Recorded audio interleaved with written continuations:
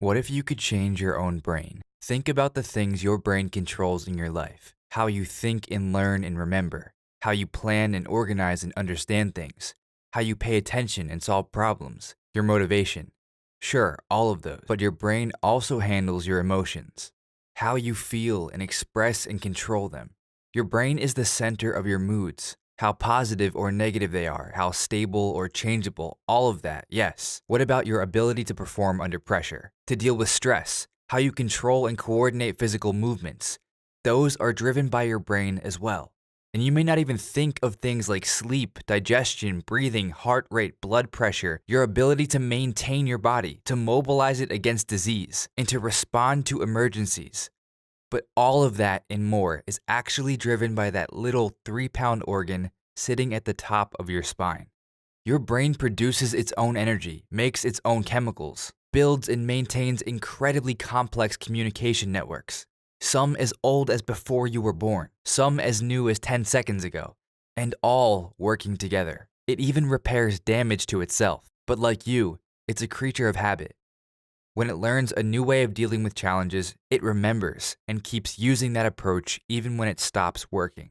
So, well, just like you, if you could change your brain's energy habits, release the old patterns and form new ones, you could literally change almost any part of yourself. And because your brain operates with its own habits which underlie, your daily habits of thought moved in performance. Once you were able to change them, the new habits would be as stable, inconsistent, and effortless as the old ones. You could literally change what just happens in your life in lasting ways. And this is not just a pipe dream. Tens of thousands of people have already done it. For over more than a quarter century, all over the world, hundreds of books and articles have demonstrated its effectiveness.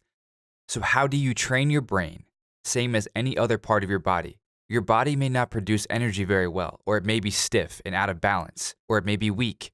But you don't consider those diseases. You know you can change them yourself. Practice aerobic exercise a few times a week and improve your ability to produce energy. Spend a couple hours a week doing yoga or Pilates, and you become more flexible and balanced. Lift weights, and in time you'll get stronger. In other words, you change your energy habits by doing the right exercise. But how do you exercise your brain? There are two very different ways of looking at the things you'd like to change in yourself.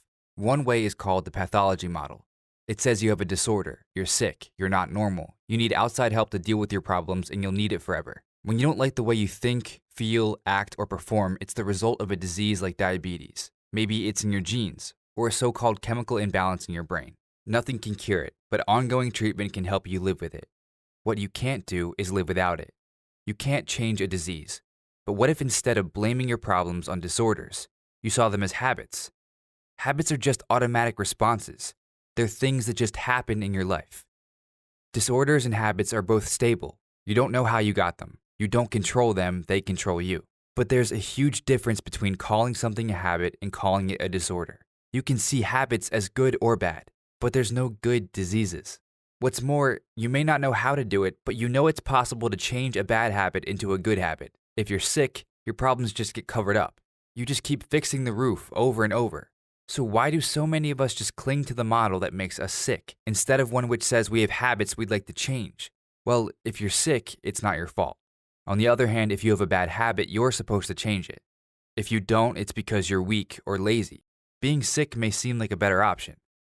You've tried to break a habit. You've read books and taken classes and gone for therapy in most cases to have it won. Why is it so hard to change a habit? Do we just lack willpower, all of us? What's the problem? Well, let's go back to your imaginary house for a moment.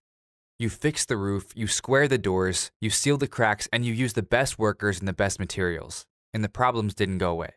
Why not? You were fixing the wrong thing. There's a quarter century of research demonstrating that habits in your life, what just happens, good or bad, are directly related to the habits of energy in not your mind, but your brain. Therapy and courses and self-help books focus on your mind, but habits don't live in your mind. They grow out of the habitual ways your brain makes and uses energy. Trying to change your brain by changing your mind, it's like trying to fix the foundation by repairing the roof. But how do you change the energy habits in a brain? There's a difference between practice and exercise. Practicing a specific skill like shooting a basketball or remembering numbers can help your performance in that one area. but exercise changes the whole way your body works, regardless of the task. Brain training, sometimes called neurofeedback, builds your brain's capacity. There are 3 keys to changing your energy habits. Whether you're training a muscle, heart, or a brain, to the right exercise, do it the right way and do it consistently over time. Of course, you can do a general workout you find in a book or a video, or you can be evaluated and get a specific plan for what will help you the most. If you look around for neurofeedback, you'll find plenty of one-size-fits-all exercise programs. You may also find high-tech programs with names like QEEG, Z-Score, and Loretto. These train your brain to become more like the average of brains someone decided were normal. But maybe you want to be more than just average. You really want to be a better, more effective you. If you're here, you've already found another option. Brain training, like the high-tech systems brain training, produces a high-definition picture of your energy patterns. But brain training doesn't compare you against averages. It identifies the patterns in your brain that are most different from what's called the peak brain. A whole field of research has looked at meditators, athletes, artists, executives, Top Gun pilots. Their brains have a lot in common. No matter what their field, they're all able to perform at their best in stressful situations.